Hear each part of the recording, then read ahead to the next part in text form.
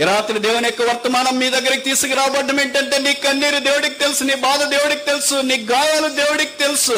నిన్ను ప్రేమించేవారు లేకుండా ఏ కాకివై ఏం చేయాలో తెలియకుండా ఇంటి మీద రాత్రిపూట మూలుగుతున్న గుడ్ల గువ్వలే, అటు ఇటు సంచరిస్తున్న కౌజు పిట్టవలే, చెప్పులు లేకుండా, సరైన నివాస స్థలం లేకుండా అటు ఇటు వెళ్ళిపోతున్న దేశ దిమ్మరు వలే భవిష్యత్తు తిరిగితే రాత్రి నేను ఇక్కడికి వచ్చి ఉండొచ్చు.